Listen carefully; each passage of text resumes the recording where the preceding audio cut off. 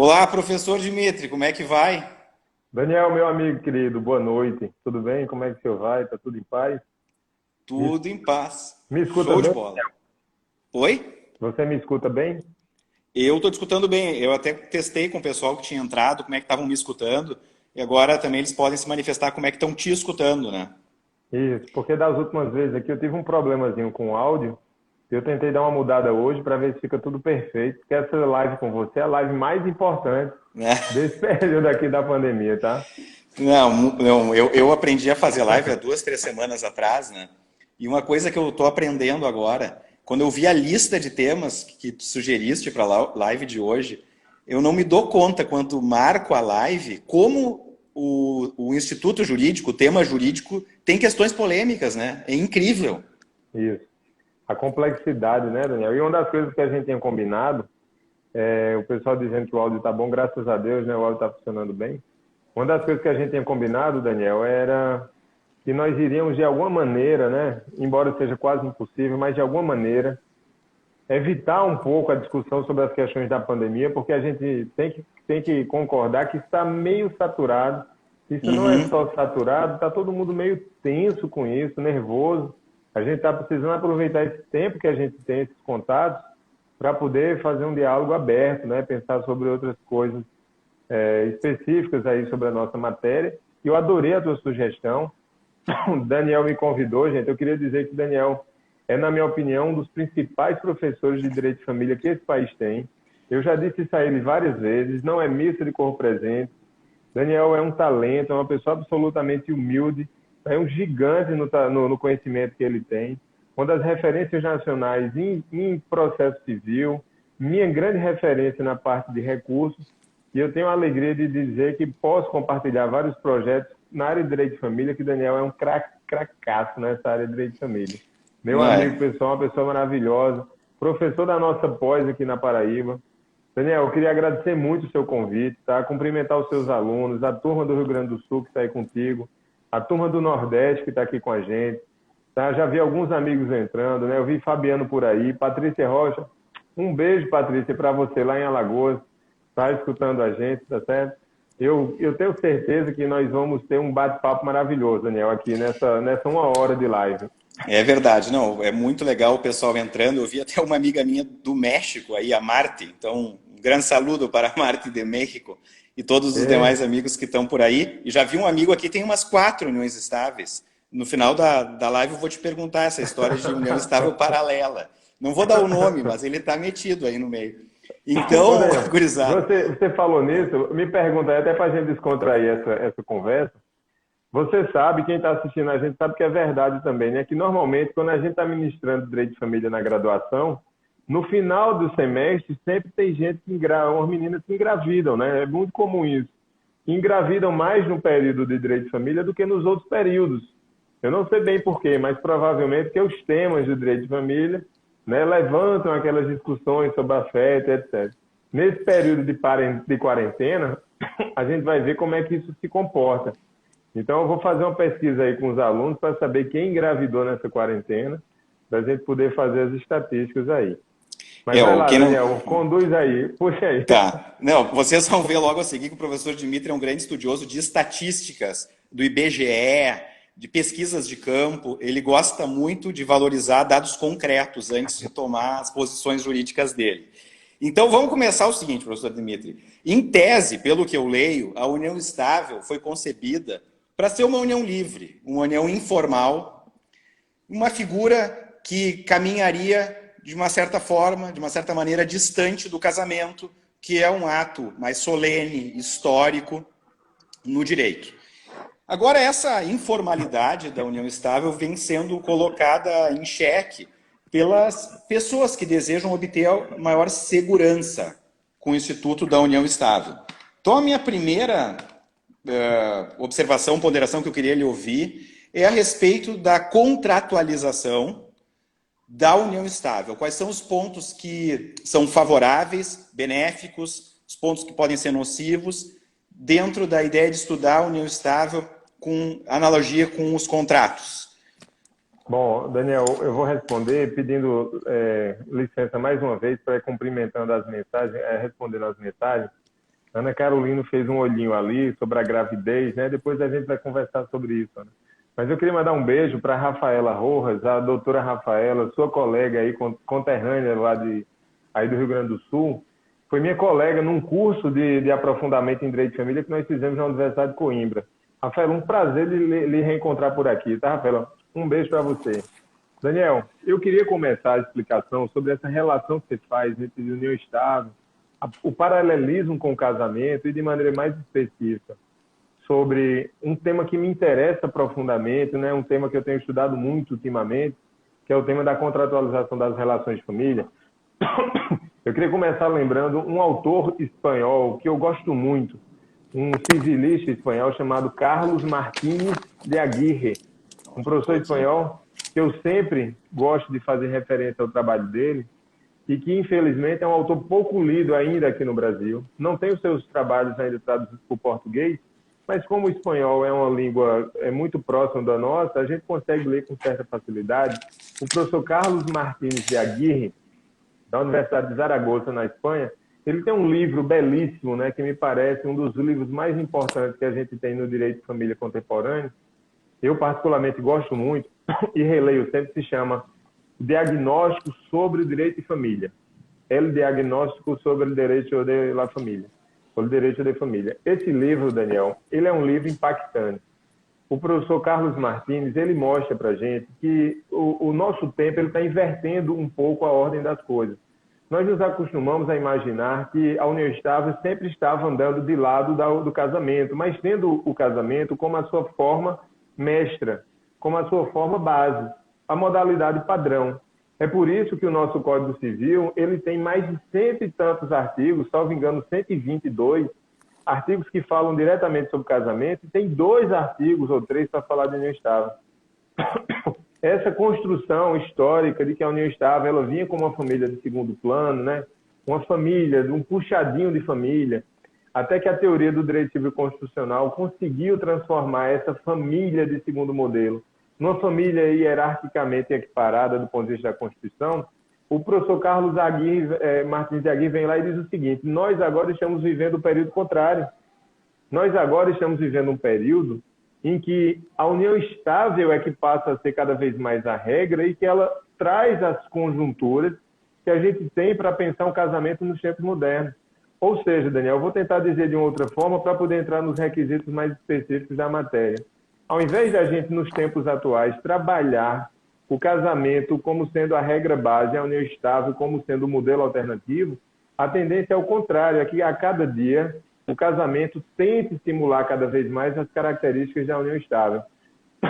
Professora Simone Tassinari, um beijo, professora. Estivemos juntos na sexta-feira. Que bom ver a senhora aqui conosco. Tá? A professora Simone aí, sou conterrânea também de Porto Alegre, Daniel. Isso, que bom. Como é que seria, então, esse modelo que o professor Carlos Martínez de Aguirre sugere para a gente? A união estável é uma união cada vez mais baseada na repactuação diária dos seus efeitos, na reconstrução diária dos seus termos. É como se o casal, Daniel, precisasse todos os dias acordar e mesmo que eles não verbalizem isso, mesmo que eles não olhem um para o outro, mas que todos os dias eles decidam se eles vão continuar mais um dia juntos. Talvez esse seja o nosso ponto de partida para falar numa família que protege e que resguarda muito a autonomia, uma família que protege, que resguarda muito, que valoriza muito a autonomia da vontade das partes, ampla democratização das relações e, sobretudo, a liberdade, mínima intervenção do Estado nas relações, amplo espaço para o exercício da vontade das pessoas, e esse amplo espaço ele é cada vez mais comum nas uniões estáveis do que dentro do casamento. Eu estou sendo um pouco demorado nessa questão, Daniel, porque me parece necessário, você me perdoe a prolixidade, mas me parece interessante lembrar que alguns autores no Brasil, vou botar aqui juntinho de mim para todo mundo ver, a professora Regina Navarro Lins, você estava falando, eu fui ali buscar o livro dela, esse é o mais conhecido, se chama A Cama na Varanda, é a psicanalista do Rio de Janeiro, a terapeuta carioca, tão conhecida, que nos lembra que as relações, elas mudam, e que se essas relações mudam, talvez seja mais importante que a gente tenha um modelo mais flexível do que um modelo mais rígido. Tá? Então, todos os dias, talvez, os casais que estão casados, eles precisem fazer o exercício de repactuação dos seus vínculos, como os casais que vivem em união estável costumam fazer todos os dias. Porque já que não há uma outra amarra mais formal que sustente o vínculo dessas pessoas, naturalmente o que os permite continuar juntos é a viabilidade dessa união, é a valorização do afeto entre eles, é o exercício das suas vontades, o desenvolvimento pessoal das pessoas, a sua realização, a sua satisfação sexual, a sua satisfação pessoal, é a família que serve a pessoa e não a pessoa que serve a família. Aquela mudança tão forte que a gente teve no nosso sistema. Agora, objetivamente, Daniel, para você poder continuar, e me desculpe mais uma vez, mas eu sempre acho que essas palavras de reconfiguração da união estável, elas são muito amplas e necessárias, porque muitas vezes a gente fica naquela coisa da doutrina tradicional. União estável é união pública, contínua, duradoura e com o objetivo de constituir família. Mas a gente tem que ir muito mais além, tá? A união estável é uma modalidade de família que ela permite que as pessoas exerçam a sua autonomia. E exercer essa autonomia, Daniel, me parece hoje que ela se revela no tema que para mim é o tema mais importante na atualidade. Eu vi Bruna Barbieri entrando. Bruninha, um beijo. A primeira pessoa com quem eu dialoguei sobre essa questão foi com Bruna Barbieri. Ela me deu a confiança de trocar essa ideia com ela. É a questão da contratualização das relações de família, Daniel, que me parece que a tônica pós-pandemia, eu tenho apostado muito nisso. No período pós-pandemia, as coisas não vão ser como elas já funcionavam e nós vamos ter uma super contratualização das uniões estáveis, uma supercontratualização dos casamentos e das relações afetivas de uma maneira geral. Só para pontuar e te deixar falar, teríamos, então, pactos pré-união estável, ou seja, equiparado ao pacto antropicial do casamento, em que eles decidiriam como vai ser a união estável deles. Depois, pactos intra-união estável, para os casais que já vivem a união estável, mas que estão passando, por exemplo, um período de crise e precisariam reestruturar a sua convivência. Aparar as arestas, diminuir aí, Daniel, digamos assim, as brechas de problemas na família. Já passaram pelo período pós-paixão e agora, na fase mais real, eles conseguem mensurar com mais clareza a relação. Então, eles reajustam algumas questões sobre exercício do poder familiar, realização de atribuições domésticas e, quem sabe, até questões de ordem sexual dentro da própria regra. Quantas vezes vão transar por semana? Práticas sexuais do casal, o que é que pode, o que é que não pode, tem intervalo de fidelidade, são regras intra-união estável.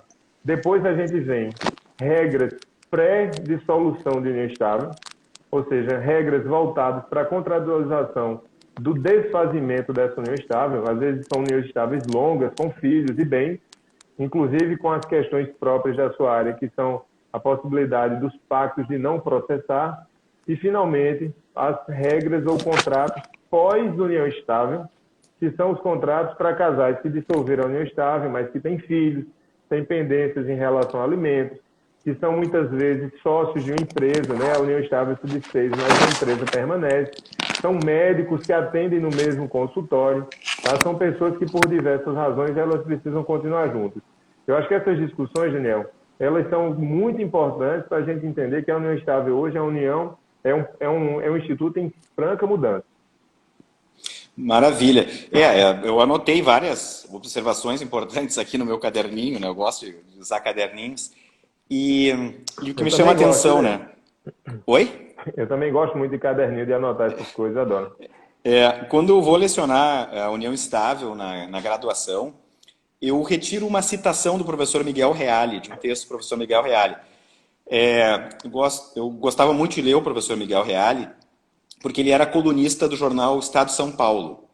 E grande parte das colunas do professor Miguel Reale, foi o grande autor do Código Civil Brasileiro, estão disponíveis no site professorreale.com.br. Então, às vezes, eu tenho curiosidade para ver como ele imaginava um instituto que foi adotado pelo Código Civil, e vou ler o texto rápido dele, que na época, 2002, foi publicado no Estado de São Paulo. E na União Estável ele dizia textualmente o seguinte, que ele via a União Estável como um instituto intermédio, é a expressão que ele usa, instituto intermédio, entre as traições, o concubinato, que ele chamava, o concubinato e o casamento. E ele afirma, nas citações que eu apresento em sala de aula, que o caminho natural da união estável seria o casamento. E quando eu leio esse trecho, né, fica, na minha visão, muito claro que aquela ideia que o Código Civil tentou positivar era a ideia da década de 70, década de 80. E não se tinha como imaginar que em 2020 as pessoas teriam uma visão bastante diferente desse fenômeno que foi regulado pelo Código Civil também, em 3, 4 artigos, né, a da união estável. Então eu queria também, dentro dessa paralelo inicial, paralelo, talvez ultrapassado entre união estável e casamento, mas na verdade a gente sabe que não está tão ultrapassado por força da jurisprudência, mas eu também queria te colocar o seguinte, é uma questão muito corriqueira, a questão do testamento. Se eu sou casado, me parece, não tem grande discussão a respeito da possibilidade que eu tenho de testar até 50% e ponto do patrimônio, dependendo de uma série de fatores, regime de bens, etc. Você acha, professor Dimitri, que essas limitações ao exercício da autonomia da vontade, que são típicas do casamento e que se encontram expressas no Código Civil para o marido e para a esposa, como elas seriam aplicadas, se é que elas seriam aplicadas também aos companheiros? Como é que o senhor vê, principalmente no Instituto da Disposição de Patrimônio, como testamento? Daniel, essa é uma das perguntas talvez mais difíceis que a gente tem hoje para responder no direito de família e direito das sucessões. Tem alguns professores aqui de direito de sucessões com a gente, né? Eu vi a professora Patrícia, já falei nela. Depois que nós tivemos aquela malfadada equiparação, e eu vou explicar por que malfadada, né? Mas aquela malfadada equiparação do casamento à união estável, na verdade, da união estável ao casamento, pela inconstitucionalidade do artigo 1790 do Supremo Tribunal Federal, que foi o tema 809 lá da repercussão geral, 2 casos, eu vou lembrar rapidamente para quem nos assiste, sobretudo para os alunos, né? Lembrando o querido professor Pablo Listoso da Bahia, por obsessão de clareza, né? Então, para deixar tudo bem claro para quem nos escuta, os 2 recursos especiais, o RE 646-721 do Rio de Janeiro e o RE 878-964 de Minas Gerais, eles bateram lá às portas do Supremo Tribunal Federal e que houve aquela declaração de inconstitucionalidade do artigo 1790, eles trouxeram mais dúvidas do que soluções. O que é que disse aquele julgado especificamente, sobretudo para os nossos alunos de graduação, Daniel, e também os alunos de especialização? Diz que a regra que nós tínhamos de diferença entre tratamento sucessório para quem era casado e quem vivia em união estável, ela era inconstitucional e tudo deve ser regido pela regra do 1829, que é a regra de casamento para fins de divisão de herança. Como é que era o sistema do 1790, que repetia o modelo da lei de 96, que é obra do gênio do professor Álvaro Vilaça de Azevedo? Essa lei de 96, ela trazia regras sucessórias em que estavam disciplinados direitos de maneira diferente, sob um argumento muito simples. Quem está nos assistindo agora, Daniel, estou vendo que temos várias pessoas aí conosco, eu pergunto a todo mundo que está assistindo para a gente, casamento e união estável são a mesma coisa? Essa é a pergunta, tá? Essa é a pergunta que foi respondida pelo Supremo Tribunal Federal, no sentido que, do ponto de vista sucessório, são a mesma coisa, e que por isso que eu falei no começo da minha resposta, que foi malfadada, porque o STF vem e intervém diretamente na vida das pessoas, para tentar dizer que 2 institutos que historicamente são diferentes, porque eles têm concepções antropológicas, concepções de evolução do direito, históricas muito distintas, esses institutos eles são tratados da mesma forma para o fim de direitos sucessórios. E a reboque, me parece que o STF ele vem trazendo a constituição dos mesmos efeitos para as outras circunstâncias. Eu vou dar um exemplo bem rápido, Daniel, para voltar para a questão dos testamentos. Outorga para a realização de negócios jurídicos. Por exemplo, outorga marital para venda de bens. O STJ, no ano passado, voltou a enfrentar essa questão, que é uma das questões mais complexas. Para quem é casado, por exemplo, você que trabalha muito bem a matéria de contratos, domina profundamente essa matéria. Para quem é casado, dependendo do regime de bens, você tem que dar autorização para que o seu cônjuge venda o bem. Para quem vive em união estável, por ser matéria de ordem patrimonial, Não há essa previsão na lei e o Superior Tribunal de Justiça vem reiteradamente defendendo que não é necessária uma espécie de outorga marital para dar o exemplo. Deixa eu dar um exemplo mais claro ainda. O cara é casado, vai vender a casa dele, da praia, ele tem que pedir autorização da esposa. Meu amor, olha, eu vou vender a casa da praia, você concorda? Vamos vender, olha, a gente precisa assinar juntos. Se o cara vive em união estável, ele quer vender a casa da praia, que está em nome dele, mas que ele comprou junto com ela, ele vai lá na surdina, na sacanagem, aqui no Nordeste, né? A gente chama na safadeza, vende a casa sem autorização da companheira. Quando chega a dissolução de união estável na justiça, ela diz assim, eu quero metade da minha casa lá da praia. Aí ele vai dizer assim, que casa da praia? Que eu não tenho mais casa da praia, eu já vendi. Ele não precisou pedir autorização a ela, Daniel, e o STJ tem entendido reiteradamente que essa venda é uma venda válida. E o que cabe a essa companheira é entrar com ação de reparação de danos contra o ex-companheiro, preservando a boa-fé do negócio em relação aos terceiros e prejudicando a boa-fé em relação à sua própria mulher. Então, essa é a distinção, Daniel, porque o STF vem lá no 878-964 de Minas Gerais e diz que para a união estável, efeitos sucessórios são iguais. Mas no restante de todo o Código Civil, os efeitos são diferentes. E você me pergunta, Daniel, especificamente em relação aos testamentos, o ADFAS, que é um instituto paralelo ao IBDFAN, ingressou com embargo de declaração no tema 809 lá do STF, na atuação da professora Regina Beatriz Tavares.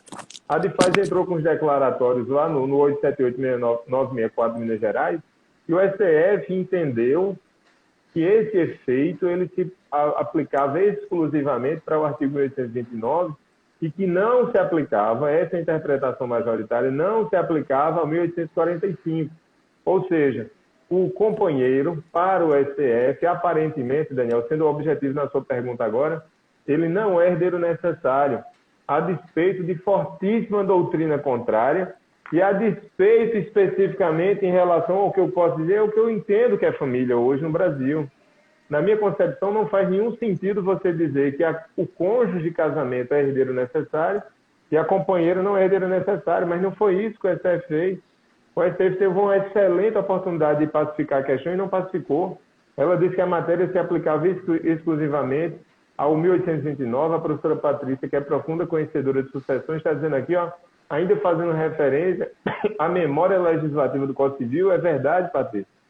E isso gera uma inconsistência na prática imensa, Daniel, porque o que é que acontece, então?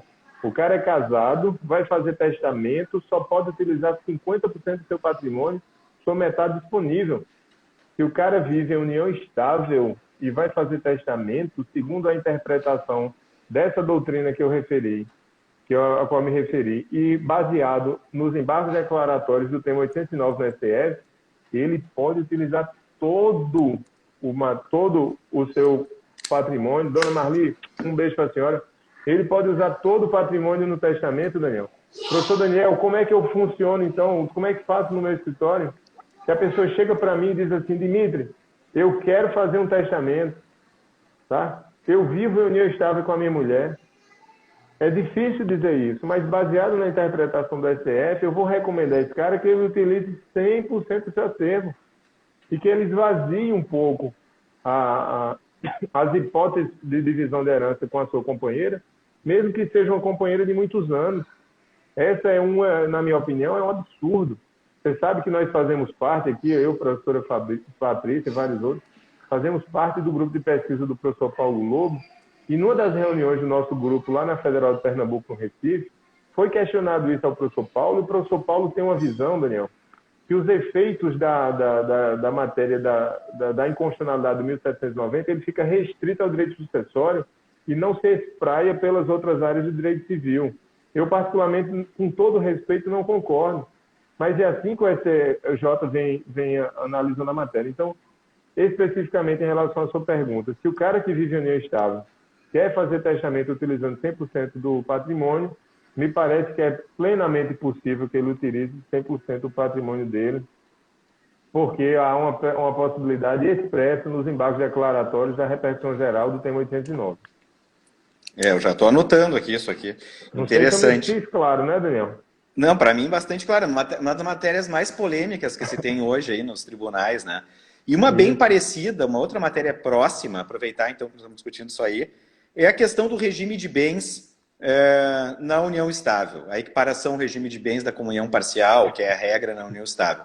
Vamos lá, o que eu costumo falar em sala de aula? Até peço para os alunos, quando estão em sala de aula, me ajudar. O presidente Temer tinha mais de 70 anos. O presidente Lula tem mais de 70 anos. Ex-presidente Dilma provavelmente tem mais de 70 anos. Se eles quiserem casar no Brasil, eles terão que casar pelo regime da separação legal de bens. Esse ano se aposenta no STF o ministro Celso de Mello, tem quase 75 anos. Se ele quiser casar no Brasil, o sistema determina a separação legal. E se discute muito tempo, a eventual ofensa, a eventual violação à liberdade, à autonomia das pessoas. Então, o sujeito tem plenas condições de ser ministro do STF, outra pessoa tem plenas condições de ser presidente da República, mas não pode escolher o regime de bens do casamento. Como é que o senhor vê uma eventual analogia entre essa determinação do casamento para a separação total de bens e o regime de bens e de partilha na união estável? Daniel, eu vou responder e também quero ouvir tua opinião em relação a isso.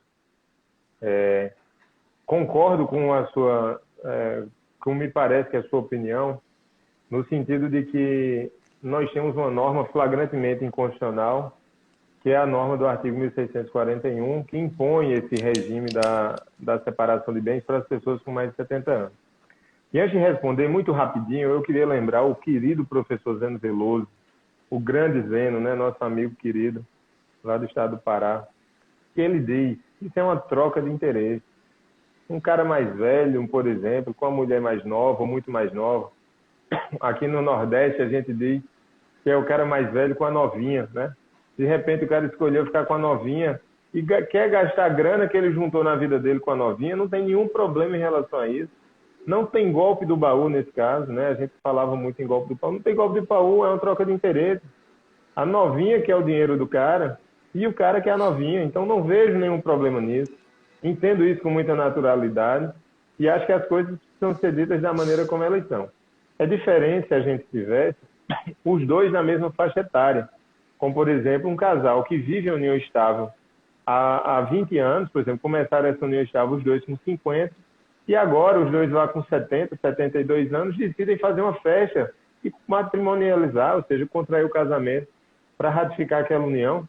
Olha que situação absurda, eles iriam sair de um regime de comunhão parcial, típico da união estável, de 2 décadas, precisariam fazer uma partilha do patrimônio que foi adquirido para poder mudar de regime, porque tecnicamente é isso que tem que acontecer, para poder casar no regime de separação de bens. Bom, a pergunta que você fez não foi essa, a pergunta foi o contrário. Se as pessoas que constituem a união estável acima dos 70, elas precisam obedecer essa regra. O professor Flávio Tartucci, ele traz uma opinião que me parece muito interessante, que ele diz que essa regra é uma regra limitadora, tá? E como é uma regra de limitação, ela não poderia ser utilizada por analogia para um outro instituto. Então, é uma regra que traz limitações para o casamento e não poderia ser utilizada por analogia para outro instituto. Na visão do professor Flávio Tartucci, por quem eu tenho uma profunda admiração e respeito, a pessoa com mais de 70 constitui a união estável em qualquer regime, ou seja, no regime comunhão parcial, no regime até se for o caso de comunhão universal, mas não no regime obrigatório da separação total. Eu, Daniel, com todo respeito ao Flávio, eu tenho uma opinião diferente. Na minha opinião, isso fere o equilíbrio do nosso sistema. O direito é um sistema e ele precisa funcionar de maneira equilibrada. Contraria a lógica e contraria o bom senso. Muitas vezes a gente se apega a instrumentos interpretativos arcaicos, como esse que o professor Flávio nos traz, da proibição da analogia para prejudicar, que não funcionam no caso concreto, com todo o respeito do mundo, não funcionam no caso concreto, porque a gente vai ter uma situação muito divergente. Talvez seja mais interessante, então, o cara não casar e constituir união estável, porque aí na união estável ele viveria no regime de separação. Na minha interpretação, Daniel, isso não faz sentido. Se para o casamento a limitação é de 70 anos, essa limitação também deve se aplicar para a união estável, sob pena da gente quebrar a estrutura do nosso sistema, tá certo? Mas ratifico a ideia que você nos trouxe no sentido de que seria inconstitucional. Mas qual é a tua opinião, Daniel, em relação a isso? Eu acho que a situação fica mais delicada ainda quando se discute. Então, vamos pegar um exemplo didático aí. O cidadão, a cidadã se unem com mais de 70 anos, adquirem um carro, adquirem uma casa na praia, fica no nome do João, fica no nome da Maria, etc. A questão, decidem se dissolver essa união estável tempos depois. Se admitiria ou não, pelo menos, prova de esforço comum na aquisição desses bens, né? Essa é uma questão que, para mim, torna mais delicada ainda a questão. Se pegar pessoas cultas, pessoas com condições de meditar e que tenham, como é que eu vou dizer assim, que não tenham um tabu, não considerem que debater patrimônio é um tabu, eu até acredito que a solução de analogia é boa, que as pessoas poderiam conversar e, na medida que vão adquirindo patrimônio, esclarecidas, elas vão disciplinando para quem vai. Mas eu tenho algum receio na questão das pessoas mais humildes, né, que não conhecem o direito e às vezes são surpreendidas quando ocorre, né, a dissolução. Então, eu estou me esquivando um pouco da resposta, mas eu fico pensando se essa equiparação pura e simples diante de uma união que é informal, ao contrário do casamento, né, se ela não surpreende demais as pessoas e não gera um desequilíbrio. Mas, pensando em voz alta agora aqui, compartilhando com o Dimitri e com os colegas, isso talvez poderia ser resolvido com outros institutos jurídicos, né? Esse desequilíbrio, quem sabe com uma pensão alimentícia provisória ou algo do tipo, né? Para se evitar essa ruína diante de uma... E eu não sei nem se você ia tocar nesse assunto, mas eu vou me antecipar um pouco, porque o STJ recentemente voltou a mudar de interpretação sobre a aplicação da súmula 377. E a súmula 377 ela está umbilicalmente vinculada, né, umbilicalmente conectada a essa interpretação da aplicação do regime de separação. Porque, historicamente, a súmula é de 1964, olha que coisa, né? Historicamente, essa súmula ela já foi criada para corrigir esses erros.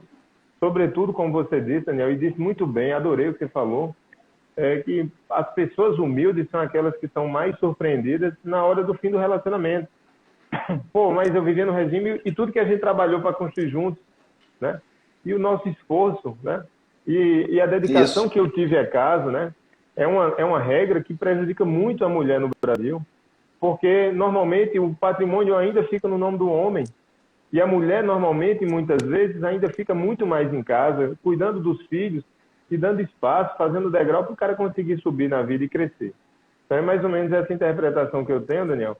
Lembrando que o STJ há 2 anos mudou de perspectiva para dizer que aquela velha prova de esforço comum, ela deixa de ser necessária. Eu acho que o STJ andou muito bem nesse ponto aí. Queria registrar as mensagens aí de Bruninha, Barbie querida, fez referência ao termo do professor Rodrigo da Cunha Pereira. Bruno, você está coberto de razão, concordo contigo. Doutora Sara, que mencionou aí no seu trabalho de conclusão de curso, antes da reforma, tá? Doutora Renata está aqui com a gente, tem tanta gente. O André Franco, lá de Natal, estava aí com a gente, não sei se está por aí ainda.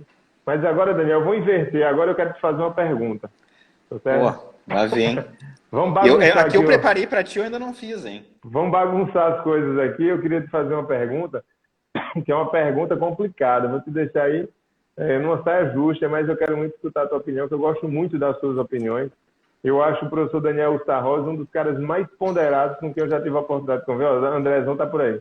Uma das pessoas com quem eu tive a oportunidade de ver, um dos caras mais ponderados, né? Até para dar uma opinião. O Daniel, ele pensa para lá, pensa para cá e reflete bastante. Lá no colégio, no grupo de WhatsApp do colégio, meu apelido é idoso. Idoso é o meu apelido.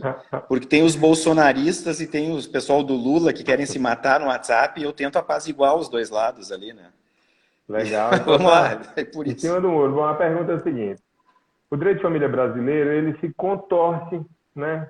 Sofre com algumas questões que não deveriam ser tão sofridas assim, mas que talvez por algum certo viés ideológico, em alguns casos, tenha dificuldade de reconhecer algumas mudanças, algumas transformações, né? Estava assistindo, falei no professor Flávio Tartucci, estava assistindo esses dias uma aula dele maravilhosa sobre a responsabilidade civil no direito de família, que está postado lá no perfil do professor Flávio no YouTube. em que ele reconhece, né, como eu reconheço e vários outros professores reconhecem, que nós não tiramos ainda definitivamente a culpa do direito de família brasileiro, porque se a gente tirar a culpa do nosso sistema, ou a gente vai transformar o direito de família numa responsabilidade objetiva, que me parece que não é o caso, ou, por outro lado, a gente vai rasgar o artigo 186 do Código, que diz que aquele por ação ou omissão causar dano ao outro, e ainda que seja um dano eminentemente moral, ele deve reparar o seu dano. Daniel, meu amigo querido, professor Daniel Starrosa, eu queria saber, na sua opinião, primeiro, se a culpa ela ainda existe, se essa culpa existente, ela deve ser discutida nas ações de dissolução de união estável, ou seja, quando a união estável acaba, dá para discutir culpa no fim desse relacionamento, tá certo?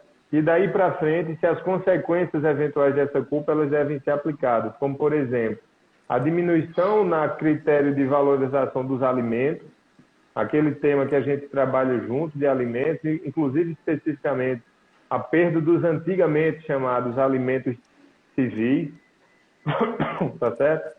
E se você acha que fidelidade, que é voltando um pouco para o tema da contratualização, fidelidade ou lealdade, como querem alguns na doutrina, se esse é ou não é um tema que deve ser analisado no fim das uniões estáveis. Caso concreto, o cara convivia em união estável com a mulher há muitos anos, passou um chifre na mulher. Como é que chama aí no Rio Grande do Sul? É chifre também? Aqui no Nordeste a gente diz passou um chifre, né? Então galha. Aí no Rio A do gente Sul, entende, a gente entende. Vocês entendem a ideia, né? Entendo. Então o cara passou um chifre na mulher. Como funcionaria isso nessa ação judicial, Daniel, na sua opinião? Vamos lá, tá legal esse diálogo que é do Rio Grande do Sul, aqui do extremo sul com Paraíba, no Nordeste. Exatamente. E como os colegas, muitos colegas sabem, né, o Tribunal do Rio Grande do Sul, historicamente, ele construiu uma jurisprudência que se distanciou um pouco da lei. Então, eu me lembro sempre das palestras da professora Maria Berenice Dias, que aqui no Sul, ela sempre foi muito admirada, desde a década de 90, em que ela entrou no Tribunal de Justiça, e a desembargadora Maria Berenice Dias, que atuava na 7ª Câmara Civil, um dos objetivos dela, o pessoal está botando como é que fala aqui no Rio Grande do Sul. É guampa, desculpa, eu vou ter que interromper, é guampa isso mesmo, né? Se diz aqui no Sul diz guampa. Eu me lembrei agora. Botou guampa, isso aí eu não conhecia, mas vai lá. E a professora Maria Berenice Dias, quando entrou então no Tribunal de Justiça, uma das principais preocupações dela era reler, na época, o Código Civil de 1916, à luz da Constituição Federal, tentando tratar as pessoas de maneira igual. Então ela contestou com seus acórdãos o estado das coisas. E por isso, talvez, o Tribunal do Rio Grande do Sul tenha ganhado essa fama de ser muito inovador. E as pessoas que estudam direito de família aqui, estou vendo aí vários amigos entraram ali, passou a Carolina Rola e os colegas do Rio Grande do Sul, a gente tem uma formação que a gente vai para o tribunal, muitas vezes, sem a expectativa de interpretação literal dos artigos do Código Civil e, muitas vezes, até, sem a expectativa de aplicação do Código Civil. Porque acabou sendo da cultura, desde a década de 90, a aplicação direta da Constituição, algo do tipo. Mas vamos lá, por que eu me lembrei disso para responder a tua pergunta?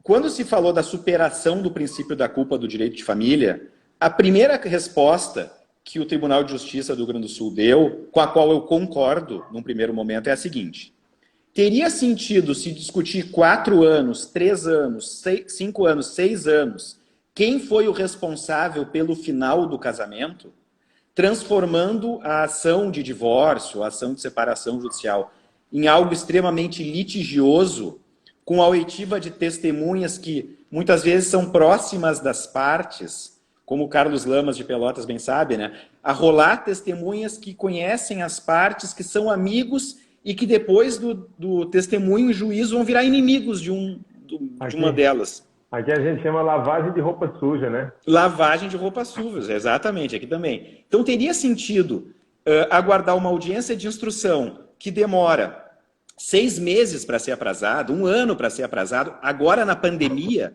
talvez 8, 10 meses para ser aprazado. E a maior parte do Rio Grande do Sul, lá de Pelotas, a Denise também está aí, dizia assim, não, vamos conceder de uma vez o divórcio, vamos autorizar a pessoa que postula o divórcio a se divorciar e não vamos indagar o porquê. das suas razões. Seria a proteção da liberdade do sujeito. E nesse primeiro momento, então eu concordei 100% com a posição do Tribunal de Justiça do Rio Grande do Sul de tirar o debate a respeito da culpa de dentro dos processos. Mas é algo super legal viajar pelo Brasil. Ana Lúcia Piccoli também entrando aí, professora aqui em Porto Alegre.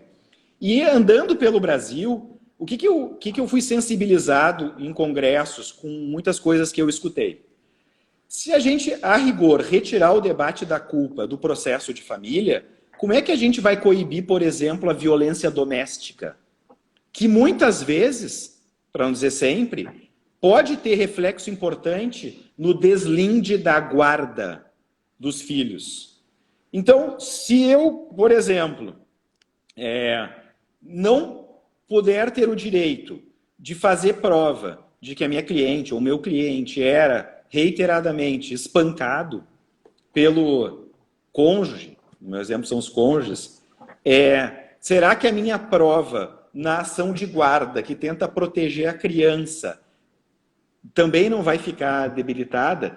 E uma das características aqui do Rio Grande do Sul, não sei como é que funciona na Paraíba, eu sei que em outros estados é diferente. Normalmente no Rio Grande do Sul, a teoria seria resolver várias questões de família com um processo, 2, 3. Em outros estados da federação eu sei que tem uma tendência de resolver cada questão em um processo diferente. Mas, voltando aqui, num primeiro momento se afastou a culpa. Mas talvez num segundo momento, agora a gente está refletindo, até que ponto, em situações mais graves, como a violência doméstica, a necessidade de proteger as pessoas mais vulneráveis na relação, esse debate restritivo da culpa não acaba prejudicando a proteção da pessoa vulnerável. Então, isso que eu estou pensando bastante. Agora vem a Cecília Barros, aqui a colega, pensando assim. Eu vou emendar a resposta, estou me estendendo bastante, tá? Mas é algo que eu já estudei e já pensei. Diz a Cecília Barros para a gente fazer um diálogo. A culpa pelo fim do relacionamento? Não. Mas a culpa pelo ilícito, diz ela, logicamente sim. Mas se a gente interpretar essa fórmula de uma maneira literal, a gente não vai voltar para o período do princípio da culpa pura e simples, porque qual é o ilícito civil? O ilícito civil, por exemplo, como o professor Dimitri ponderou, é a infidelidade, a deslealdade, violação aos deveres do casamento, que estão lá previstos no Código Civil, ou da união estável, que estão também previstos no Código Civil. Então, eu tenho muito receio, a minha posição é mais restritiva, eu tenho muito receio de se trazer a responsabilidade civil pura e simplesmente para dentro do direito de família. Porque a gente vai fazer os processos durarem 4, 5, 6 anos e o conflito, ao invés de ser reduzido, na minha experiência, haverá escalada. Ele vai ser ampliado. Então, qual é o meu grande ponto de interrogação que eu me pergunto? Eu tenho que encontrar uma fórmula para permitir que não digo excesso, mas que, por exceção, a culpa seja debatida, mas não como regra. Essa é a minha grande dúvida hoje em dia nos processos de direito de família. O professor Rolf Madaleno coordenou uma obra pela Grupo Atlas. GEM, agora não lembro qual era o selo editorial do Grupo GEM, Acho que era pela Atlas, né? Muito bom aquele material dele. Eu participei dessa obra do professor Rolf Madaleno, com um artigo também ali. Tem muitas posições ali dentro, né? Que livro maravilhoso. É um livro muito bom, que foram adotadas. Mas eu sou restritivo.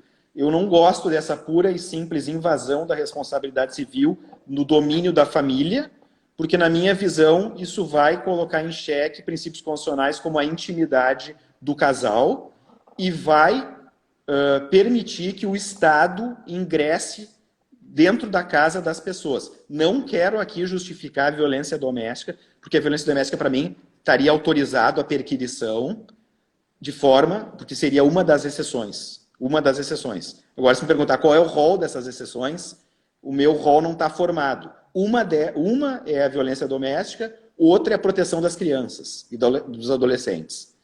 Mas eu teria que formatar um rol para autorizar esse debate. Perfeito. Muito interessante, Daniel. Eu acho que essa discussão é uma discussão que precisa ser retomada no Brasil.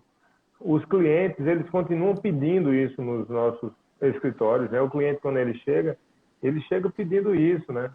E a gente brinca, né? Antigamente a gente brincava, havia uma tentativa de demover o cara, perguntava às vezes, né? Você vai querer um atestado de guampa, né? Aí no Rio Grande do Sul, né? Um atestado de chifre, de corno e tal. Mas muitas vezes não é isso, né? É o sentimento absoluto da revolta pela traição que muitas vezes a parte precisa trazer ao processo para que essa questão seja analisada. Eu vou contar um caso bem rapidinho aqui, Daniel, bem rapidinho para a gente seguir em diante. Eu sei que o horário está meio no limite, mas a primeira grande ação que eu tive lá no Recife foi uma ação que me marcou muito. Né? Um camarada que ele tinha traído a esposa com a prima da esposa. Uma história muito forte, né? Um camarada muito bacana, uma pessoa de bem, tá? Mas a prima da esposa tinha vindo do interior para estudar lá na casa dele, né? Para morar na casa dele para estudar. Ele tinha traído a esposa com a prima da esposa, a mocinha lá novinha tinha engravidado do marido da prima, e essa moça que sofreu a infidelidade, ela teve um abalo psicológico tão forte, mas tão forte, que ela entrou num processo depressivo profundo e nunca mais se recuperou. Então, ela não conseguiu mais trabalhar, ela não conseguiu voltar ao mercado de trabalho, ela não conseguiu casar de novo, ela não conseguiu ter mais vida social. Aquele abalo para ela foi realmente muito forte. Então, sempre quando eu lembro desses casos, me vem à mente a cena daquela mulher. Eu advoguei contra ela, mas a cena daquela mulher, acabada pelo sofrimento ao longo do tempo, sempre me traz à tona essas questões. Daniel, eu tenho uma pergunta aqui, mudando um pouquinho de assunto.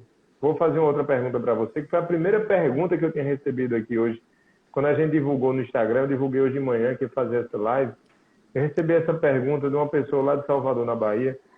Uma pergunta muito interessante que diz o seguinte: é possível a constituição de união estável por uma pessoa que ainda está casada no papel, saiu de casa, foi morar com outra pessoa, e essa outra relação ela vai ser união estável? Nós temos uma resposta técnica para isso. Eu queria ouvir tua opinião, se você concorda ou discorda, porque hoje mesmo o Instituto Brasil de Direito de Família do BDFAM, numa live que infelizmente eu não consegui assistir, mas eu vou tentar ver depois, porque eu estava dando aula antes dessa nossa conversa. Eu terminei a aula agora há pouquinho. O IBDFAM hoje teve um diálogo do Dr. Rodrigo da Cunha Pereira com o professor Francisco Carrale, o grande Francisco Carrale, que defendeu sua tese de doutoramento sobre o tema de união estável lá na PUC São Paulo, sobre a separação de corpos de pessoas que estão na mesma casa por conta da pandemia. Então, a pergunta lá da pessoa de Salvador me trouxe à tona todas essas discussões. É possível pessoas que vivam na mesma casa, mas não sejam união estável, tenham havido a separação de corpos no mesmo teto, e é possível que as pessoas ainda casadas, mas que estejam separadas de fato, elas constituam uniões estáveis, Daniel? Bueno, vamos lá.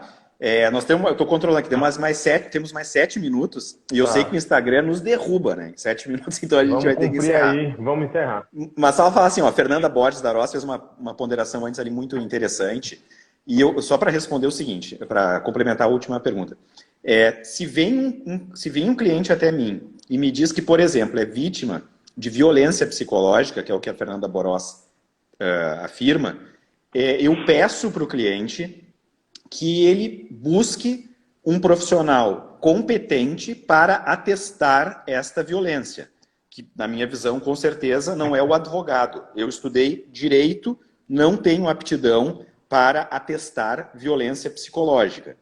Então, quando eu disse antes que eu não gosto de entusiasmar o litígio dentro do processo, eu tento, como advogado, primeiro me inteirar do assunto e sugiro que profissionais competentes venham dar os seus atestados. Até arrisco perder os clientes, que é um risco, ok, aceito, assumido, não tem problema nenhum. Mas eu, como advogado, não gosto de imputar nada, porque eu não tenho competência para isso e o meu cliente provavelmente também não tem. Mas agora, então, para a sua pergunta.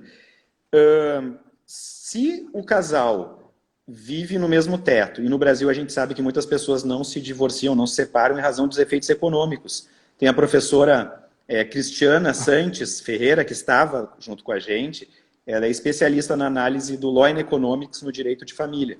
E uma das razões que leva a pessoa a casar, e uma das razões que é ponderada para a pessoa se divorciar, ou se separar numa união estável, é o efeito econômico. Então eu aceito que as pessoas estejam no mesmo teto e um magistrado, analisando aquele caso concreto, repute que na prática elas estavam separadas de fato. Respondi uma parte da pergunta, né? Se eu aceito que morando no mesmo teto já se possa reconhecer uma eventual separação de corpos, eu aceito com mais facilidade ainda se não estão no mesmo teto e embora não tenham regularizado judicialmente essa situação. E aqui no Sul, o doutor Dimitri acho que já escutou essa expressão, né? Mas aqui no Sul tem alguns acórdãos que usam a expressão triação. Triação. Acórdão do desembargador Rui Portanova, o primeiro deles, pelo menos. Em que ele vai dizer o seguinte, tem situações que nem aquele caso da Bahia, que o professor Zeno Veloso sempre fala nas suas palestras, que é inacreditável. Valdemar do Amor Divino e Joana da Paixão. Aquele caso é maravilhoso. O Valdemar do Amor Divino com a Joana da Paixão. Tiveram muitos filhos, né?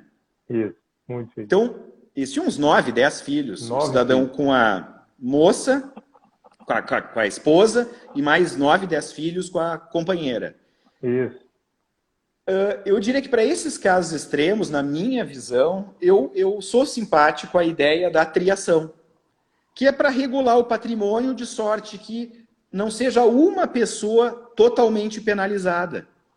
A desembargadora Maria Brenci Dias, no seu livro também Direito de Família, ela defende que se a gente ignorar uma união estável paralela ao casamento, que é pública, muitas vezes, que ela dura 10, 20 anos, e fingir que nada aconteceu e nenhum direito reconhecer para essa pessoa, para esse homem, para essa mulher, a gente não vai estar oferecendo justiça.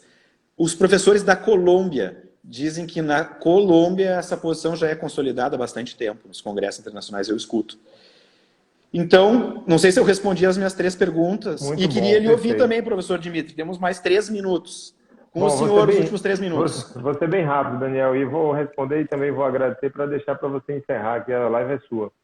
Acho que o reconhecimento da possibilidade de uma segunda união para quem é separado de corpos sem divórcio formal é um avanço que diminui digamos assim, os preconceitos que aquelas mulheres que viviam essas uniões com os caras que eram casados e não se separavam formalmente da mulher, não se divorciavam formalmente, elas eram chamadas de amancebadas, de concubinas e de várias situações discriminatórias. Então, acho que é um avanço. Em relação aos casais que vivem sob o mesmo teto e não são mais marido e mulher, eu sou absolutamente favorável, mas acho que precisa haver aquilo que a gente começou a conversa falando, que é a questão da contratualização. Acho que é necessário que haja um acordo entre eles nesse sentido para descaracterizar afetos maritais, tá certo? Um beijo para a Luane, um beijo para todo mundo que acompanha a gente, Daniel. Eu queria te agradecer. Eu sei que os minutos estão encerrando aí. Queria lhe agradecer, Daniel. Sempre é muito bom bater esse papo com você. Muito obrigado pelo convite. Eu sou um admirador seu, do seu trabalho. E que alegria conversar com o pessoal do Rio Grande do Sul. Muito obrigado. Pessoal, é uma pena que o tempo passou. Eu adoro conversar com o professor Dimitri. Infelizmente, não temos como nos encontrar presencialmente no meio dessa pandemia. Mas eu gosto muito de ler essa obra aqui, ó. Para quem não conhece, A Crise do Direito de Família Codificado no Brasil, do professor Dimitri Braga Soares de Carvalho. Vale a pena. Aqui é um recurso, Daniel, está do meu lado, meu dia a dia trabalhar aqui no escritório. Querido. E para quem perguntou, eu estou tentando salvar as lives e eu posto elas no meu canal do YouTube. Daniel Starros, organizei em razão da pandemia, estou contando com a ajuda dos alunos no canal do YouTube, então certamente amanhã ou depois de amanhã essa live vai estar no canal do YouTube e eu convido todos a seguir. Professor Dimitri, muito obrigado por ter aceitado. O senhor, para mim, é uma das grandes referências que eu tenho no Direito de Família, muito sério no estudo, gosta de estudar de maneira aprofundada os temas. É isso que eu admiro no senhor. E a gente certamente vai se reencontrar em umas próximas lives aí. Com certeza. Um minuto para o senhor aí que o tempo vai voar. Fala aí. 1 minuto. Vou contar uma história bem rapidinho, Daniel. Um beijo para você. Dizer que eu, durante meu período de faculdade, Daniel nem sabe essa história, eu namorei 3 anos com a gaúcha de Novo Hamburgo. Talvez tenha sido por isso que eu nunca escutei falar na palavra guampa. Talvez para eu não identificar a questão, viu? Os gaúchos vão me entender aí, ó. Namorei 3 anos com a gaúcha de Novo Hamburgo. Fui muito ao Rio Grande do Sul. Nunca ouvi falar em guampa. Eu tenho que me preocupar ou não tenho, Daniel, com isso aí, ó. Não, beijo, Daniel. Um beijo para todo mundo. Tantas mensagens. Foi maravilhoso. Passou rápido. Muito bom. Valeu. Valeu, amigos. Até a próxima. Semana que vem tem de novo. E o professor Dimitri volta aqui mês que vem. Abraço. Tá bom. Um abraço. Obrigado. Obrigado.